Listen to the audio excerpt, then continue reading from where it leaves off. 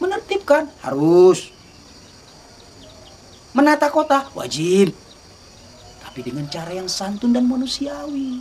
La ilaha illallah, la ilaha illallah, la ilaha illallah, Muhammadur Rasulullah. Ya Allah, ya salam, lindungi Republik Indonesia dari bencana alam, dari perang saudara. Bismillahirrahmanirrahim. Assalamualaikum warahmatullahi wabarakatuh.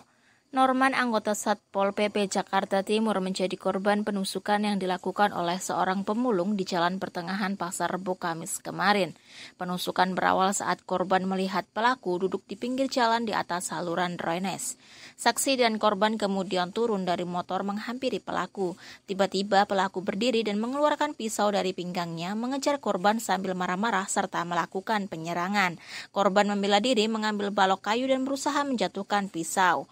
Korban berusaha menangkap pelaku dengan memegang lehernya, naasnya pelaku malah memberontak hingga pisaunya pun mengenai lengan kiri dan punggung belakang korban. Bagaimana tanggapan dari Angkatan Muda Banteng Putih terkait hal ini? Mari kita simak selengkapnya. Bismillahirrahmanirrahim. Asyhadu an la ilaha illallah wa asyhadu anna Muhammadar Rasulullah. Bismillahirrahmanirrahim. Sallallahu ala Muhammad. Ya Allah, ya Fatah, ya Salam, ya Nur Muhammad. Rabbi israh li sadri wa yassir li amri wahlul 'uqdatam min lisani yafqahu qawli. Hasbunallah wa ni'mal wakil, ni'mal maula wa ni'man nasir. La haula wa la quwwata illa billah. Bismillah. Wa makaru wa makarullah. Wallahu khairul makirin. Subhanallah walhamdulillah wa la ilaha illallah wallahu akbar. Amma ba'd. Wa ya ibadallah, hayya na'udullah daiman abadan hatta yaumil qiyamah wa insyaallah nahnu min husnul khatimah. Pada kesempatan ini kita membicarakan moralitas dalam bernegara di Republik Indonesia tentunya. Sebagaimana biasa, kami akan membacakan satu atau dua kata atau satu kalimat dari kitab ini agar ada sinkronisasinya apa yang akan kita kaji hari ini. Bismillahirrahmanirrahim. Wa idza qataltum nafsan, wa idza qataltum nafsan, wa idza qataltum nafsan, wa idza qataltum nafsan. Bil makna ketika engkau membunuh karakter seseorang, membunuh moralitas seseorang, membunuh harga diri seseorang, maka pada dasarnya atau pada prinsipnya engkau telah membunuh dirimu sendiri, moralmu sendiri, kemanusiaanmu sendiri. Na'udzubillah, semua na'udzubillah.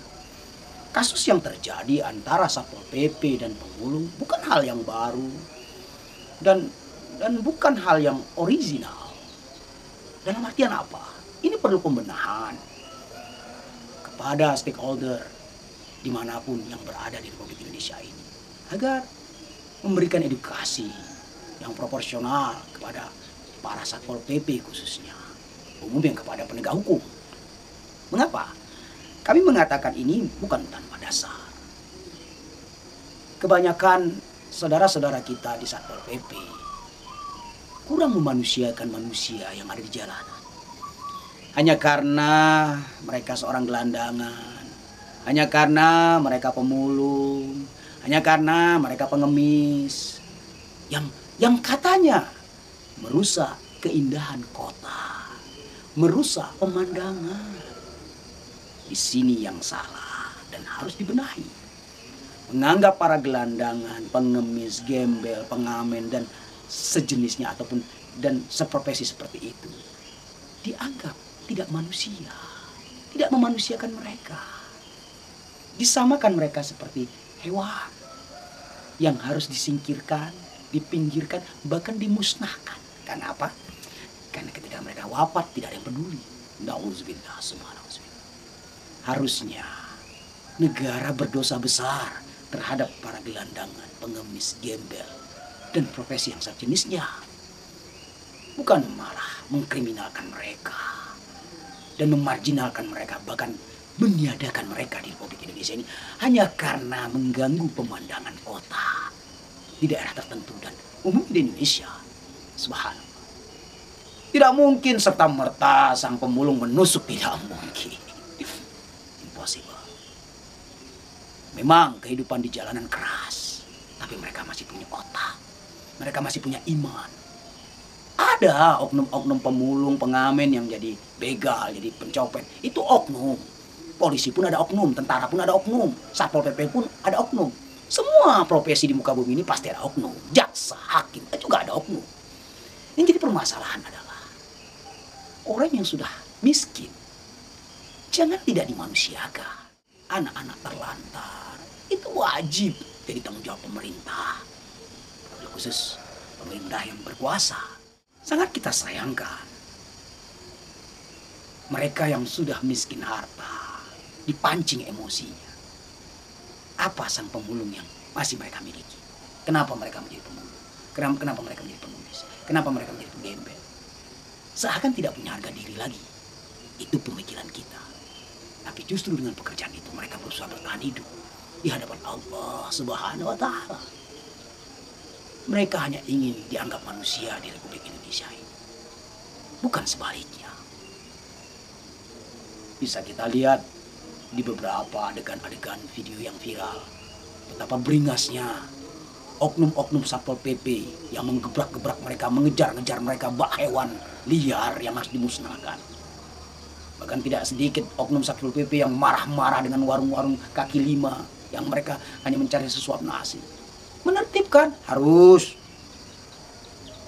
menata kota wajib, tapi dengan cara yang santun dan manusiawi, bukan dengan cara kekerasan.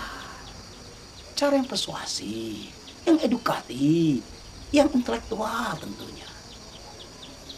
Jangan mengandalkan kekuasaan hanya karena engkau bertugas sebagai seorang Satpol PP dan pengemis, gembel, dan teman-teman seprofesi itu engkau anggap sebagai manusia yang harus disingkirkan sejauh-jauhnya. Ingat, kita di bumi Allah, wabil khusus di NKRI ini, menumpang hidup. Jika bukan karena Allah yang menakdirkan Indonesia merdeka, tidak mungkin kita bisa seperti ini. Mungkin kita masih dijajah. Tidak ada yang ingin miskin. Tidak ada orang yang ingin menjadi penjahat. Tapi keadaan yang membuat mereka menjadi jahat dan miskin. Artinya apa? Artinya adalah negara berperan besar yang menjadikan rakyatnya sendiri menjadi kriminal atau menjadi soleh atau soleha. Mengapa kami mengatakan seperti itu?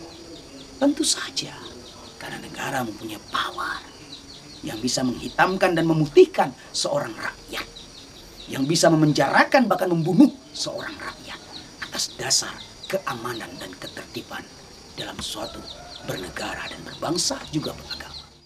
Dan Allah akan meminta pertanggungjawaban kita semua. Yang berkuasa akan diminta pertanggungjawaban. Berapa rakyat engkau kriminalkan atas dasar keamanan dan ketertiban di bawah kepemimpinanmu? Atau berapa rakyat yang kau musnahkan hanya ingin menjilat sang penguasa, hanya ingin menjilat atasan? Kau korbankan rakyat-rakyat kecil yang tidak punya sanak famili demi jabatan yang tidak berapa lama engkau jabat. Semoga yang menjadi pemikiran kita bersama. Semoga menjadi renungan kita bersama. Jangan sampai kita membunuh hak hidup rakyat Republik Indonesia. Jangan sampai kita membunuh moralitas rakyat Indonesia. Jangan sampai kita membunuh hak bernegara, beragama, berbangsa seorang rakyat di Republik Indonesia ini. Semoga Allah merahmati negara kesatuan Republik Indonesia yang berideologikan Pancasila. Semoga para penguasa mampu menjalankan nilai-nilai Pancasila di Republik Indonesia ini. Barakallah, alhamdulillah.